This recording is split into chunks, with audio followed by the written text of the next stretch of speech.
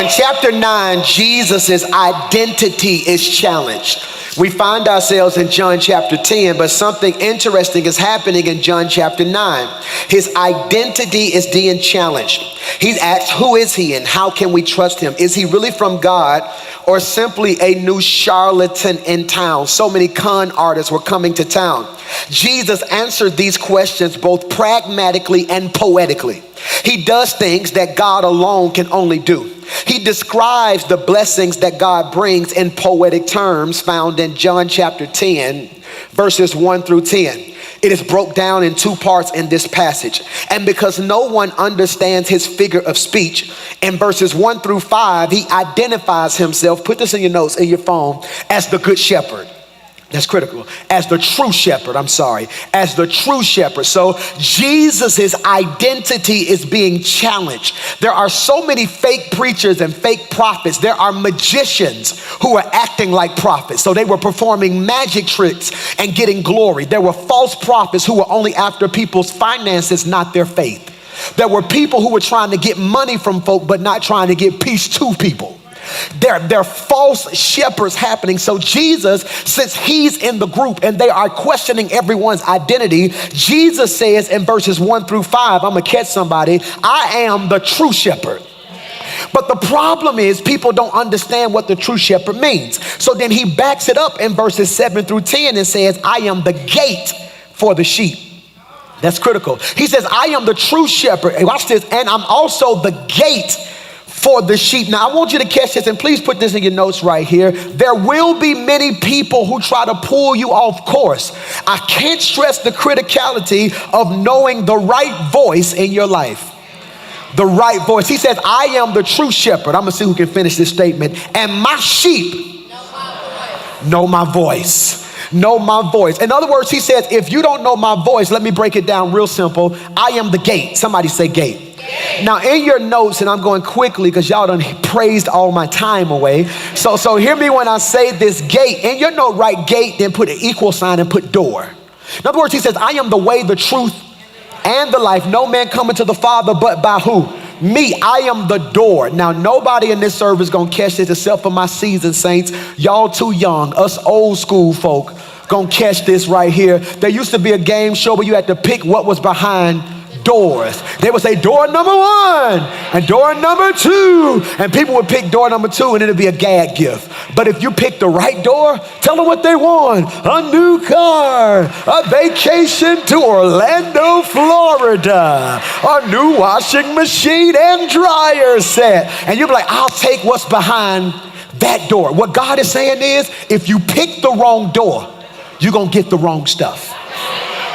So what is he saying? There are people who are trying to lead you to different ideologies, trying to make you believe in energy, not God. Trying to make you believe in the universe, not God. Trying to push you to horoscopes, not God. Trying to push you to other religions, not God. Here's my only concern. If the head of that religion couldn't keep themselves, how can they keep me? Did you catch what I just said? He says, I am the door. I can't stress enough the criticality of knowing the right voice. The criticality of knowing the right voice. The reason you come to this church isn't just because the music's great. There's some part of you that says, I hear his voice. That he speaks in a way that I can feel. The greatest compliment I've gotten this year was from an elderly saint at our church who's been well over 70 years old. She said, Pastor Mike, you young enough to be my grandchild. Said, I've been in church 50, 60 years and I'm just now understanding what God want to do in my life. It's because it's the voice. Somebody say the voice. My goal is that when you're about to do something crazy, you hear my voice. That's my goal, that when life gets rough, you can hear my voice. That you may not always get my presence, but you can take my voice with you. Who's the shepherd in your life? He says all of this, Daryl. He says, I want you to know my voice, and I am the right gate. But then he says, for those who understand my voice and choose to come through me, he says, I want to give you a warning. This is John 10:10. The thief is only there to steal, kill, and destroy. Let's pause. The thief is only there to steal, kill, and destroy. The who? Now I have to take some time and do a proper juxtaposition between a thief and a robber. A thief and a robber. The primary difference between theft and robbery is that one involves force. The difference between theft and robbery is one involves force. Make that make sense, PMJ? A robber is bold enough to roll up on you, look you in your face, pull out a gun or a knife and say, give me what you got. See, I can deal with a robber because at least a robber confronts me. I can deal with a robbery because at least I know what they took. You missed what I just said. If a robber rolls up on me and says, give me your watch, at least I know what I lost. If he rolls up on me and says, give me your car, at least I know what I lost. If he rolls up on me and makes me take off my shoes or give him my purse, I know what I lost. The problem I have is with thieves. Because thieves are so sneaky that you don't know what you lost till you go look for it. I'm in the wrong church. My wife and I, about 7 years ago, our house, every time I would stand on church, we were living on the east side in Clay, and every time I would come to church and stand on stage and preach, the alarm would go off. They knew where I was. They would kick my door in and rob us and steal from us every week. We would get up here and preach. She would walk out of the house, walk out of church, come sit on the front row, walk back in with her eyes red. I would finish preaching, get in the car, go to the house, boom, they take the TV, all type of stuff, all right? So then we change the alarm, put a new lock on the door, come to church the next Sunday, boom, kick it in again. I'm sitting here like they know where I'm at. They know. All they got to do, in my head, they was watching the stream like he just went on stage. Boom. Go get what he need to get, okay? So I was tripping. And here's the craziest thing about being stole from, if you've ever had experienced this before. The worst thing was I knew they took my TV because it was missing. I knew they took the PlayStation. I'm still a little salty about that one because I was in a dynasty. I was in a 2K thing, had it going on, couldn't quite do that again. So hear me, they took the PlayStation, they took some of her jewelry. Here's what bothered me. 6 months later, when we was finna go on a date, I said, baby, give me my cufflinks. They took my cufflinks. See, a robbery, you know what you lost. A theft, you knew they took something. You don't know what the something is until you need it. And I want to argue that the reason a lot of you are frustrated, irritated, and aggravated is because you've been dealing with thieves who you didn't realize your peace was gone till you tried to pull on it. You didn't realize your joy was gone till you tried to pull on it. You thought all y'all was doing was going to dinner. You didn't realize they was picking your trust. You thought they were a friend. You didn't realize they were picking away at your faith. A thief comes. Which is why in my life right now I might be irritating people because I'm asking real quick, tell me what you really want.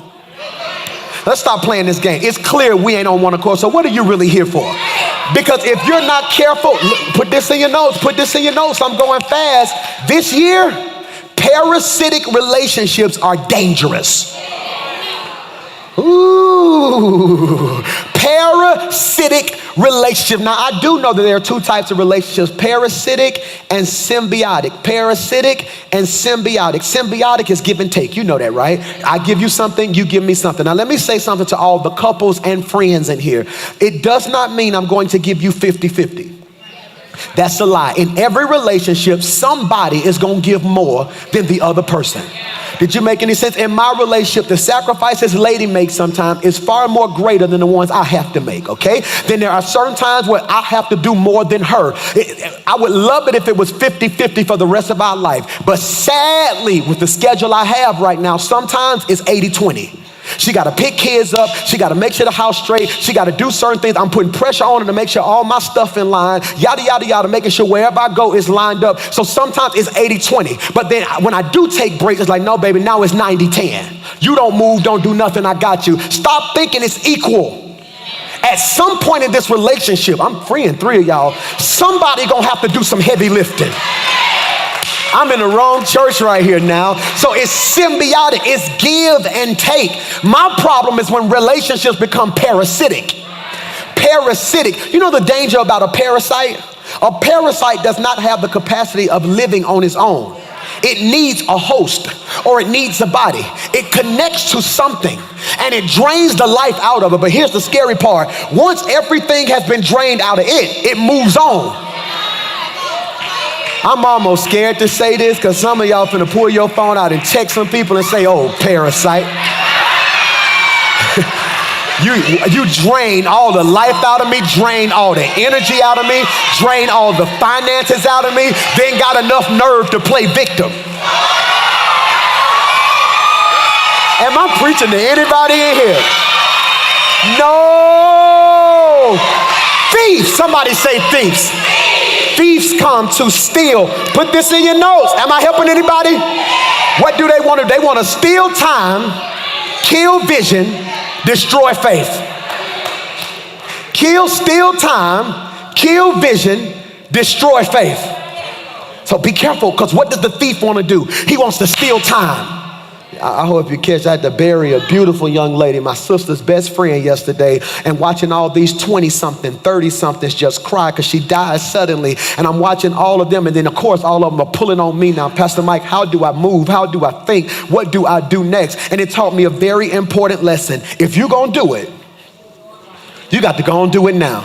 Tomorrow, this is how granddaddy used to preach, and we don't preach like this no more. Tomorrow is not promised. I came to suggest to some people in this room, how do you know there is a thief in your life? The enemy is a thief. He's trying to steal your time. I need you to catch this now. He's trying to make you procrastinate. He's telling you, well, you can do it later. Well, get your life together later. No, you in your 20s, turn up. 20s ain't promised. When they shooting up concerts like they crazy. 20 ain't promised. When they breaking in people's houses, killing people, and innocent people getting shot by bullets, and life is real, and cancer is real, and diabetes is real, and anxiety is real. You got to do it now. If it's in his will.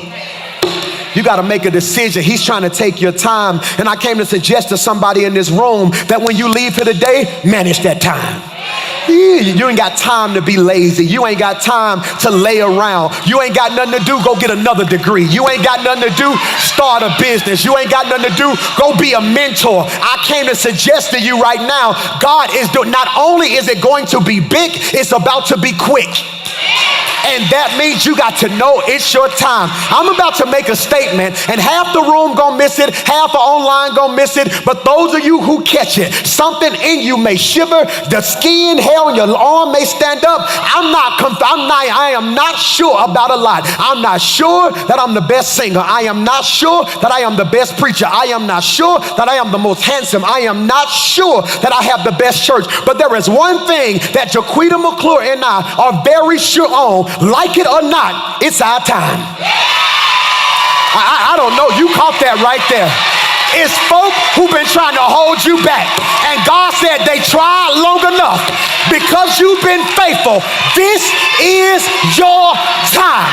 Look at your neighbor and say, neighbor, I would high five you, but that coronavirus real. So I'm gonna high five myself and say, self, this is my time.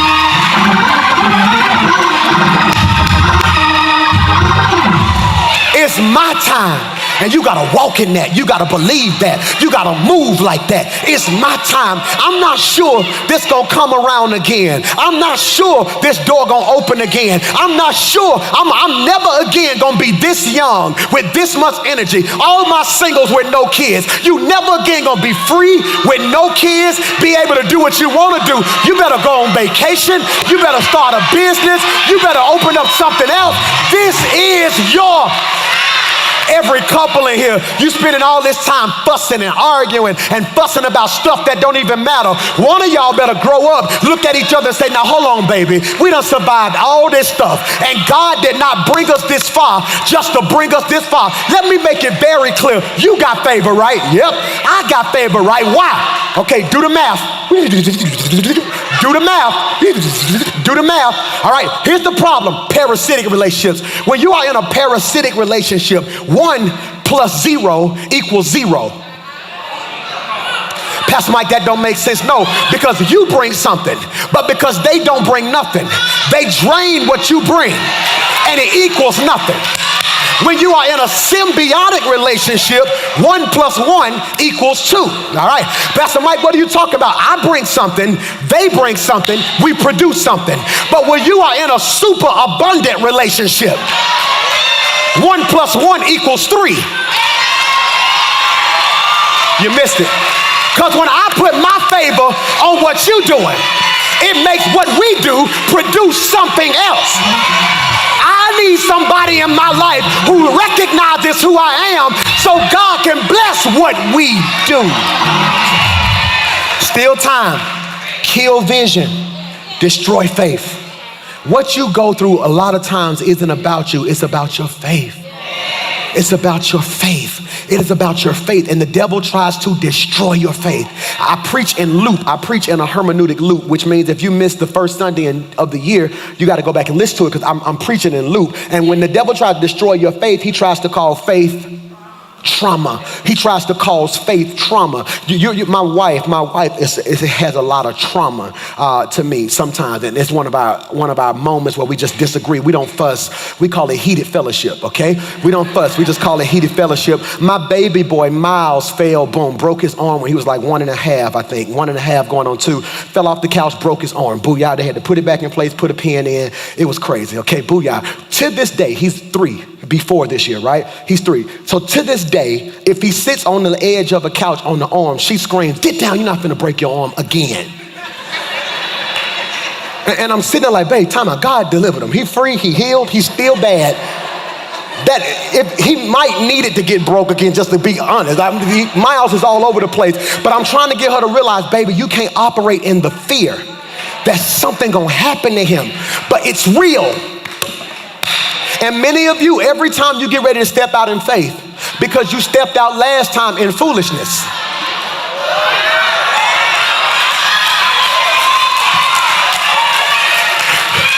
I be creeping y'all on the low. So see, last time you didn't step out in faith because there are 3 wheels you got to keep up. There is outside the wheel, his permissive will, and his what? Preferred will. Because you were outside the wheel last time you stepped out in foolishness and it didn't work. Every step now looks like foolishness when it's really time for faith. And if you ain't careful, sometimes foolishness will put on face clothing. There is a thin line between faith and foolishness. And you got to be able to navigate both of them. Steal time, kill vision, destroy faith. And I want you to understand that John 10:10 says the thief comes only. That one word is important.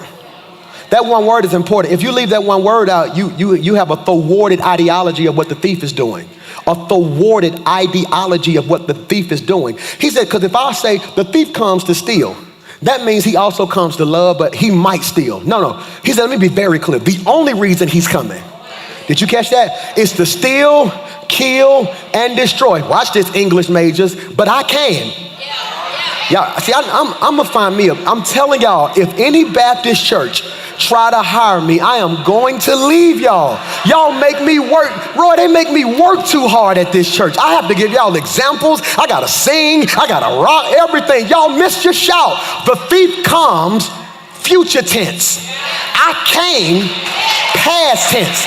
Okay, give me the PMJ version. I'll break it down for you. PMJ version. They're only trying to steal your peace, kill your vision, waste your time, destroy your faith. I've already handled this so you can do it big.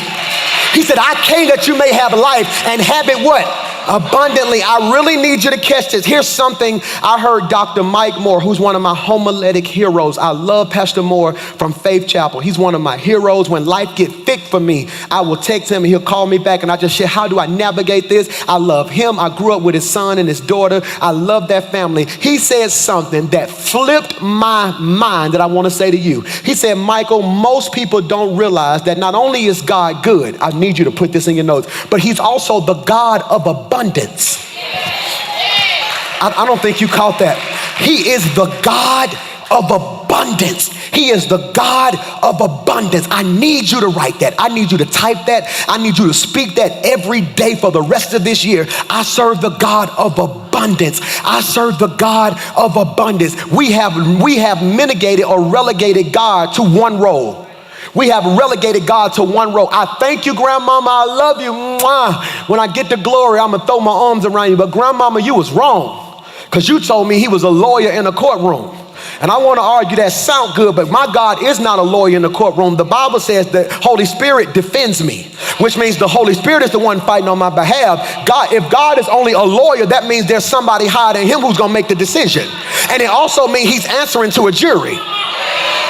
No, my God's not a lawyer. My God is the judge who, even when the devil say, look at all the proof, he say, case dismissed. Y'all missed what I just said right there. My God isn't a doctor in a sick room. No, he created doctors, but when the doctor can't figure out, he's a miracle worker. But we relegate God to, and I know what they're saying. I know the ideology behind what they're saying. What they're saying is if you're in trouble, he can get you out of it. If you're sick, he can heal you. If you don't have a mother, he'll be a mother to the motherless. A father, I understand what they're saying. But the problem is when we don't have the level of their principles, we can't adopt their statements. Because if I say what they say without living like they live, what I'm saying is nothing more than a tradition. Y'all miss what I just said. See, grandmama could say he's a doctor in a sick room because she tithed, she never missed church, she was holy, she prayed, she lived the best she could. For us who don't necessarily walk in faith all the time, I have to know more. And what I'm telling you now is, I'm telling you he's the God of abundance. Put this in your notes, abundance. Abundance means two things. Number one, it means try not to run. Superior in quality, summarized in two words meaning the best. Man, I'm gonna tell you, I want a crowd dive in this part right here. It means superior in quality, abundance. He's the God of abundance. Abundance means number one, superior in quality. It can be summarized in two words, the best. Woo! Superior in quality. Now, anybody who knows me know, outside of Sunday, you're not gonna find me with no clothes on, for real. Everybody know, Sunday, I'm gonna put some clothes on. Monday, Tuesday, church, I might. Wednesday, Thursday, Friday, it's just gonna be sweatpants, tennis shoes, some jogging pants, wrinkled jeans, t-shirt, hoodie. I ain't got time for all that, all right? So booyah. But here's what I do know. We getting ready for the Stella Awards, right? So once we got nominated for Stellas, all these stylists start inboxing me on Facebook and Instagram like, let me style you. So I'm PMJ, like, no, I don't need you to style me. I'm gonna go down there, I'm gonna go to Western Hills Mall, get me a tuxedo. Let me get you a tuxedo from Western Hills Mall back in the day. I'm like, no, I'm finna go get me a tuxedo, all black, nice bow tie. It's like, man, it's the Stellas, you got to do it big. So Felipe, super dope stylist out of Atlanta, right? I was like, but what you want to do? He said, man, Pastor Mike, let me get you right. I said, get me right, all right? He said, I need your measurements. I said, I don't have to do all that. That's for bougie people. I said, I can tell you what I am right now. I went to Belk yesterday. I'm 3630. 3630. But if you go to Walmart, because I like, this is a Walmart hoodie. All right? I just put my baby girl picture on it. I just swag $10. Killing it. $10. I'm gonna let you do all that. I'm gonna keep these $10 and swag it out. Demi, put my picture on it. Thank you. Booyah. All right, boo. So I'm like, no, Walmart, I'm a 3830 because it kind of go up in Walmart sometimes because he was like, Pastor Mike, no.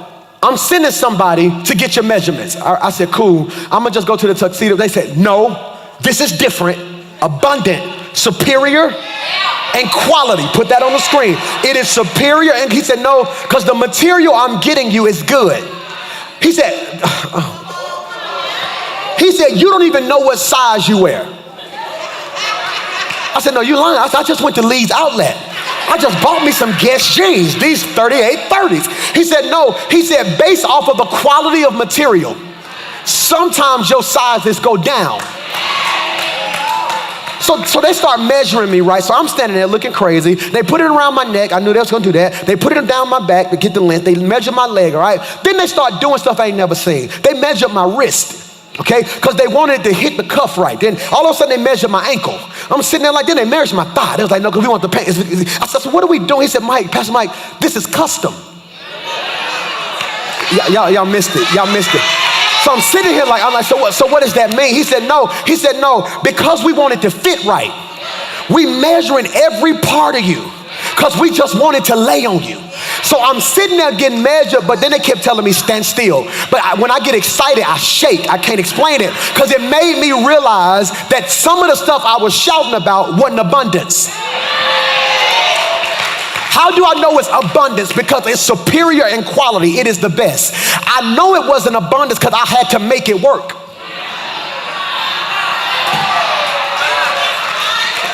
If I have to make it work, why would you pay? I'm finna go to all the women. Women, come here. Why do you pay all that money to let your stylist do your hair only for you to go home and say, I'm gonna fix it? I just messed 10 of y'all up right there. You sit in that chair all day, let her do all that stuff. Then you leave out saying, yeah, she did it, but I know what I'm gonna do when I get home. I'm gonna bump it a little bit. No, see, abundance means when he get through with it, it ain't nothing else you gotta do to it. I don't think you heard what it is, superior in quality. Somebody say, preach, PMJ. God sent me here to tell you today that what he desires to do in your life is the best. Look at me. I know some of us grew up around the way. I grew up in Ansley, 1501 51st Street, Ansley. I know many of us didn't have nothing. I know a lot of times, it's so crazy. I didn't realize I was poor till I got grown. Some of y'all don't even know what I'm talking about. We thought we was kicking it. We went over grandmama's house. We went over cousin's house. We kicked it all the time. We moved from house to house. I thought we was buying the houses. Now that I'm grown, I realized we was just renting a house every other year. We didn't realize we didn't have nothing. Thinking we waiting on somebody to pick us up. We thought we was just hanging with family. We didn't realize we didn't even have a car. We're having to ride on the church van. So now that I'm grown, I'm calling my dad like, Dad, what you have? And he was like, no, what made you? I thought we was balling. Think about it. We used to go out of town. Then I thought about that was your uncle's house. So we going on vacations to somebody else's house.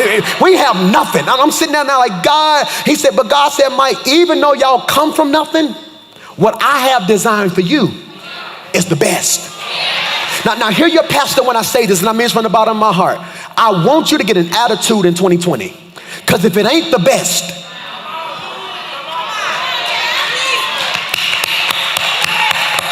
hey, I love you so much. This is what I want to tell you. Number one, thank you. Thank you for doing your best to try your best to please me. But this is what I want to say right here. I think we've reached our limit. What did I do? It ain't you. I've been with you ample enough time now to realize that your best ain't my best. It ain't personal. It ain't personal. He said abundance. Somebody say abundance. Number one, are you taking notes? Abundance means superior in what? But number two, try not to run. Hold on to your lace front. Super abundant in quantity. It means super abundant in quantity. Super abundant in quantity. Summarized in 2 words, too much. So abundance number two is super abundant in quantity. Summarized in 2 words, too much. 3 of y'all gonna catch this and we may shout right here. So when God says, I want you to have life abundantly, what he's saying is, I designed you to have the best in too much.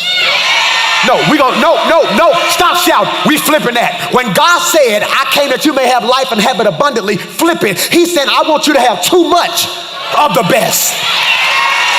Did you catch that?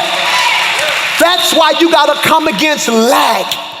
God said, I came that you will have abundance. The reason I believe God wants us to have the best and too much is because of his nature. His nature is abundance. Now I want you to see this proven in 2 ways. The evidence. Number one, his name is El Shaddai. That's why I need an old school church. I need an old school church. Grandmama would have said something. A deacon would have jumped up and said, Yasha. Y'all ain't got that energy when you say certain things. His name is El Shaddai, El Shaddai, which means all sufficient one. Watch this, the God, Larry, that can preach right there, of more than enough. The God of more than enough. The God, you want to know the worst thing my kids do to me, and it make me want to punch them. Now you love your kids when it make you want to fight you sometimes, like, because I can't stand it. Whenever we get ready to get something to eat, I can't stand it. We'll be in the truck and we'll go to Chick-fil-A. Then all of a sudden, I got 5 kids. One of them will say something dumb like, "Are you giving me something too?" And so a part of me sits down and says, have I ever not fed you? Have I ever put something in my mouth before you eat? I'm the type of daddy that I will literally order their food and I won't even touch mine till they got something. And they always look at me, Dad, are you giving me something to eat too? Like, no, I ain't giving you nothing to eat. I'm gonna let you starve and I'm gonna sit here and eat. If I pulled in the driveway, if I pulled into the drive-thru, that means I have enough for everybody who's in this car. I'm finna have church. You wanna know why you a hater? You wanna know why you a hater and why you bitter and why you jealous? It ain't because they got something better than you. It's because you think the store ran out. Your haters ain't mad at you. They mad because they think because you got yours first, ain't no more. God ain't Popeyes. He ain't running out of chicken. He's able to do exceedingly and abundantly above all, more than enough. God didn't run out of joy when he gave me mine. God didn't run out of husbands when your girlfriend got hers. The same God that did it for her can do it for you too. The same God that got them a promotion can get you the promotion. The same God that elevated you gonna elevate somebody else. He is El Shaddai. He is more.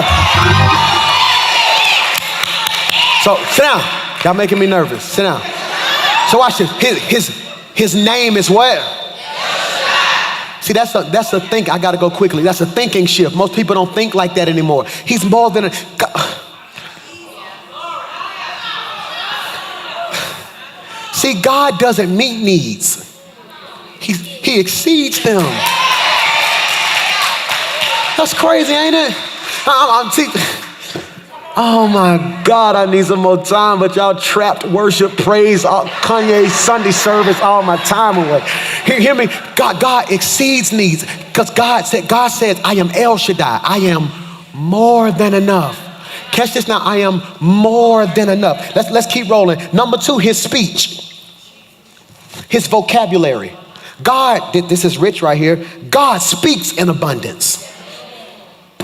He speaks in abundance. Now let's talk about this. Matthew 12:34. O generation of vipers, how can ye, being evil, speak good things? For out of the abundance, do you see that now? Abundance of the heart, the what? Mouth speaks. Give me the Message version of that, please. Look at what it says. You have minds like a snake pit.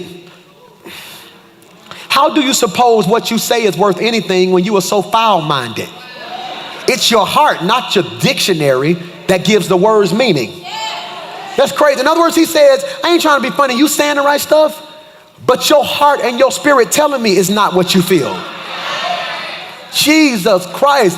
Sugar and salt look just alike till you taste it.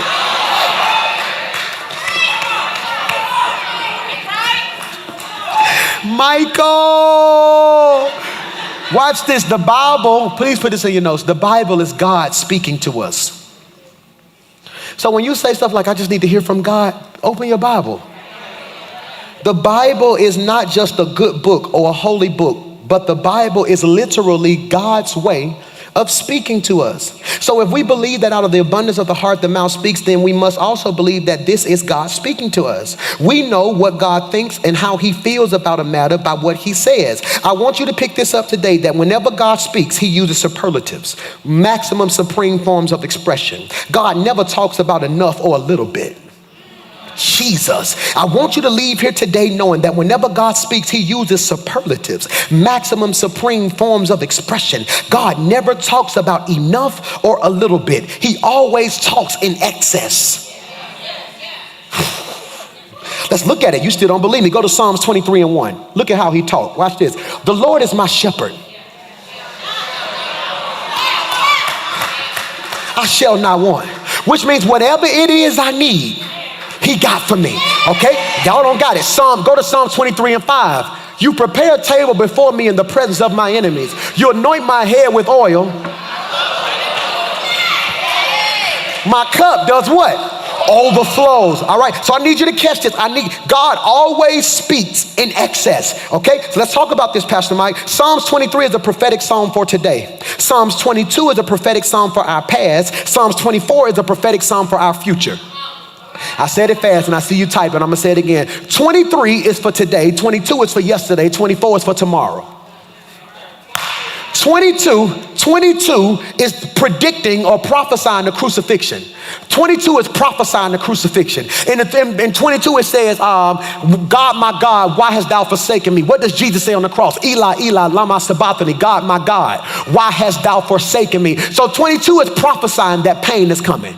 23 says pain is coming, but I'm going to prepare a table and overflow is on the way. But then 24 says, lift up your head, O ye gates, and be ye lifted up, ye everlasting doors, and the King of glory shall come in. Now, I need you to catch this. I ain't got time. I done ran out of time fooling around with y'all. The Kanye West service Sunday service all my time away, rocking and waving all. We done swagged and surf all my time away. Watch this. Psalms 24 is an antiphonal psalm. For those who like to write, put that in your notes. Spell it the best way you can. Antiphonal psalm, okay? What do we realize? When you get to heaven, you're not going to be in one big choir with a choir director. No, there's no choir director. We're going to give God what they call an antiphonal praise. Antiphonal psalm, antiphonal praise means it is a competition in a sense. It's like this. Antiphonal means one angel going to shout holy. Then another angel going to say holy. Then another angel going to be like, no, he been better than me than he been to you, holy. So it's like every round. So antiphonal praise, I'm finna have church by myself. An antiphonal praise is just take for instance, I'm gonna see if you catch this. All right, so just imagine all of us sitting in here. Then one of y'all thought about how good God is, and you just said, worthy. I don't have to know why you said it. Your praise triggered my praise. That's why you gotta be careful who you sit next to on Sunday. That's why some of y'all don't even act like that, but the whole time they were singing, your hands was lifted. But then some of y'all was sitting next to somebody on their phone and you couldn't even get your praise out because they didn't match your intensity. Antiphonal, it is a call and response. That's why Psalms 24, I want you to catch this. Psalms 22 is prophecy. Psalms 23 is prophesying how God's gonna keep you in your pain.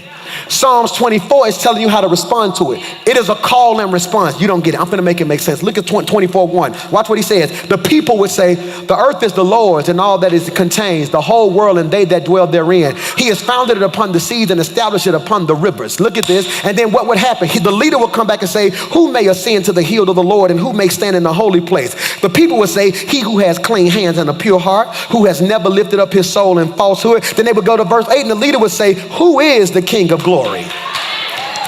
They would come back and say, the Lord God strong and mighty. But I just messed y'all up because you got excited because the leader asked the question. The only reason the leader asked the question in verse 8 is because they got swag in verse 7. Because in verse 7 the choir said, lift up your head, O ye gate, and be ye lifted up, ye everlasting doors, and the King of glory shall come in. The leader said, oh, you got it like that? Well, who is the King of glory? They pushed back and said, the Lord. I'm trying not to preach today. Strong. See, your circle is the reason you fight depression sometimes. Because when you say something, your circle got to have enough faith to push back and pull you out. I don't know how I'm going to pay this bill. Who is Jehovah Jireh? I don't know how I'm going to get out of this. Who is your way maker? Look down your row and shout, lift up your head. Oh, yeah. I gotta get out of here. So he said, I'm trying to get you to realize that I can do abundant. Play, because I done ran out of time and I'll keep going. Proverbs 3:9-10. Honor the Lord with your possessions and with the first fruit of all your increase. So your barns will be filled with plenty and your baths will, look at abundance, overflow. Somebody say overflow. Look at this out of this version. Look at the Amplified version. Honor the Lord with thy substance, i.e. materials, resources, money, finances, and with the first fruits of all thine increase. Next verse. So thy barns, our storage place, our accounts, watch this, will be filled with plenty. Means abundance. Thy presses shall burst out. Somebody say burst out. Burst out. Say burst out. Burst out. Burst means to implode, by explode, by internal pressure. Y'all missed that. God says, no, you finna walk in overflow, not because of what's going on the outside, but because of what I'm putting in you. Who's ever packed before? Anybody's ever packed before and you stuffed your suitcase too much, so you had to lean on it? And then you finally got it zipped only to find out that it bust open on the backside? God says, that's what I'm trying to do to your finances. That's what I'm trying to do to your peace. That's what I'm trying to do to your joy. If you're in a relationship, that's the type of happiness I'm trying to give you. See, I want you walking around like I ain't never been this happy. I ain't never had this much peace. And let me free you, money ain't gonna bring it all the time. Hear me, some of the best times in my life was when we didn't have nothing. Laying in bed, watching DVDs, eating what? Bugles. Eating bugles. We didn't have nothing. Laying in bed watching DVDs because we didn't even have cable, watching Life or Dream Girls. That was the only 2 DVDs we had. She would go to the gas station, get a bag of bugles. We would put them on our fingers, lay in the bed and just crack jokes. So what we gonna name it? So if we have a girl, what her name gonna be? Oh, so if we have a boy, what his name? Oh, okay. One day I'm telling you, our church gonna be dope. We're gonna bless them with nothing. Stuff will ruin you. He said, no. He said, I'm trying to do abundant. I'm trying to give you overflow. Why did stuff burst? Watch this. His storage burst because he had too much. I want you to pay attention. He says the thief comes. Who comes? We got to go quickly. Who comes? Who comes? Okay, so watch this. The thief comes. Did you catch that? Go to Malachi. Will a man rob God? Yet you, watch this, are robbing me. Now I want to just juxtapose. I'm gonna throw a homiletic stone at it and leave. I'm gonna just hit this for real quick. Look at what it says. I'm gonna call the enemy a thief. I'm gonna call you a robber. See, I'm gonna call the enemy a thief because at least he had the dignity to come when I wasn't there. You know me and playing me. Watch this. I want to argue with you that sometimes you are robbing your future. Bro, I can't help but put God first. I can't help but put God first. I can't help but put him first. He's done too much for me to Tristan, he's done too much for me to back out now. Hear me. The first time I went and sung somewhere and they gave me a check to sing, they gave me $3,000 to come sing, all right? I'm sitting here looking like, what? 3 stacks to come sing? I would have, ooh, yeah, every 2 days. Out of nights like this, I wish, for 3 days. And I'm sitting there looking, they gave me $3,000. Now literally, I couldn't wait to get back to church. I signed it back up and put it in the envelope. I said, that's my first fruit. I said, no, God, he's proven to me too many times that if I honor him, burst out coming. I don't think you heard, it's abundance. Somebody say abundance. Now let's look at this. Look at Malachi. He said, you won't have room enough to what? What is that called? Too much. You ain't gonna have no place to put it. Look at that. What caused him to run out of room? Too much.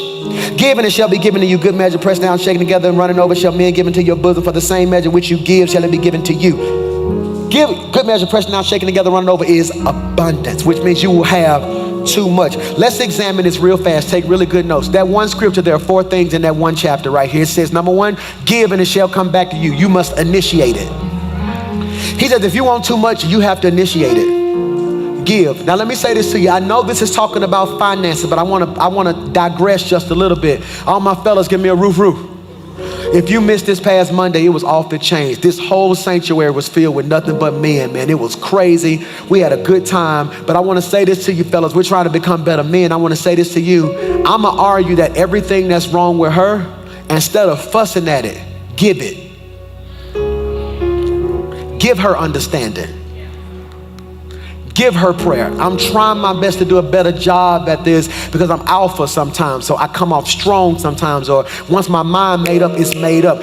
This can go to your head sometimes. I told the fellas that. I said, because all day I'm telling people what to do, cut this on, do so-and-so, so. Hey, I need to do. Think about this. I'm telling y'all, clap your hands, say something. Then you get home and you have to turn it off. Baby, go get me something to drink real quick. Oh, please. You got, so I try to give respect, because watch this. If I give respect, it's coming back good measure. Pastor Mike, how do you know? Because of number 2, the law of reciprocity. Reciprocity means what you put out comes back. What you put out comes back. I had a friend who was a pastor out of New Orleans, right? Before our church took off, we used to talk every other day. The church took off and I just boom, boom, boom. I look up, it's 9 years later. He shot me a text yesterday like, man, I'm just so proud of you doing your thing. Ask me what I said next in the text. I said, man, I want to apologize. I said, I couldn't find your number, one, because I changed phones and stuff. I said, but I want to apologize. I said, life got so fast, so quick, I fell off. I said, I want to make you this promise. If that ever happened again, I want you to check me. Because before any of this, you were my friend. And we were talking. I said, by the time we were talking, I think at that point we only had 2 kids. 2 kids, then another one came. I got 3 kids since then, church taking off, XYZ, XYZ. I said, I apologize for that. He said, man, that meant the world to me. Pastor Mike, you didn't have to do, you just could have kept moving. No. I'm going to give grace and I'm going to give humility because I want to reap humility. Pastor Mike, why they just won't tell me they sorry? Because you won't tell nobody you sorry. Y'all don't like me today. Abundance, somebody say abundance. Number 1, you must initiate it. Number 2, the law of reciprocity. What you give is coming back. It's coming back. Number 3, the degrees of outpouring. Good measure, that's a degree. Shaken together, pressed down, running over. All those are different levels of pouring. I think you caught that. Hear me, God. Number 4, personnel and placement. Put the scripture on the screen. Good measure, pressed down, shall men. He didn't say a man. He said, no, ain't one person in your life gonna be that powerful. Multiple people are about to bless you. I speak that over your life. Multiple people, Jesus Christ, are about, every entrepreneur, multiple clients. Multiple people are about to bless you this year. Hear me when I say that. Personnel, and look at the position. The position. He put it in his lap. They're gonna give unto your bosom. That's a seated position. To be seated means you are submitted. As long as you're standing, I can't bless you. Be still. I wish I could. Be seated. Let me fight your battle. He said, no, they're gonna pour it into your lap. See, if I'm seated and they pour it into my lap, I can hold it. If I stand, I lose it.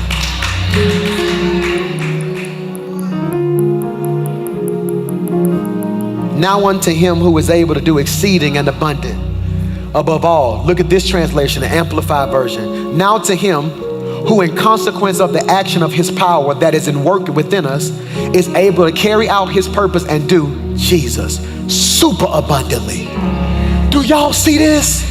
It's right there in the Bible, super abundantly. I want you to catch this, according to the power. Somebody say power.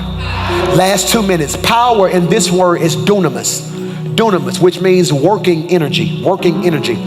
There are 2 types of power, exousia, dunamis. Exousia is authority, dunamis is dynamite, where we get our American word dynamite. So police officer, his badge is exousia, that's authority. When he says freeze, you should stop because he has a badge. His gun is dynamite, boom. If you don't respect my authority, you'll respect my power. So God says, I'm giving you dunamis. Look at that. You got authority, but now I'm giving you my power. Now here's the difference. There's some power that is dormant. All right, who's ever picked up a battery? Is power in that battery? Why doesn't it hurt you? Because it needs something in order to be activated. So the moment you put that battery in your hand, you don't feel nothing. Put that battery in a remote, it comes to life. God says, my power ain't dormant. With or without you, I'm working. Y'all missed what I just said right there. Get in your mind. I want you to get in your mind right now. Whatever dream, whatever thing you're believing God for, I want you to get that in your mind. Please get that in your mind. Overflow, get that in your mind. Online, get that in your mind. Get that in your mind. If you're watching online, I dare you to type what you're believing God for right there. If you're in this room, I want you to talk to yourself real quickly. What are you believing God for? I need to get that in your mind because I'm going to speak something over and I want it in the atmosphere when I speak it. Get that in your mind. Get it in your mind. Get that in your mind. God, get that in your mind. I got a church full of blessed people. That's what I want. I want couples. I want the divorce rate down, God. I want families blessed. No early death, no accidents, no incidents, no tumors, no nothing, God. I come against that.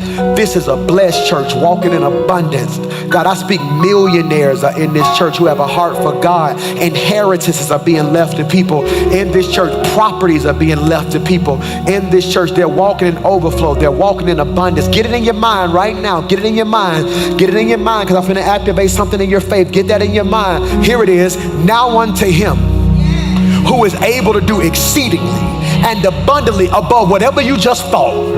I came to speak over your life that what you just thought was too small for what God's gonna do in your life. God said, I'm giving you too much. He said, I'm exceeding your expectation. You said, Lord, make him a good husband. I'm gonna make him a great husband. You said, God, give me a job. I'm giving you multiple offers. God is able to do exceeding. super abundant. I declare abundance over your life. I declare you shall not lack. That God's doing over and over and over and over. Father, I pray that you're doing abundance. God, I pray that what you give them will be superior in quality and super abundant in quantity. God, give them so much they don't know what to do with it. God, I declare in 2020, they're going to be making statements like, who do I talk to about managing all this money?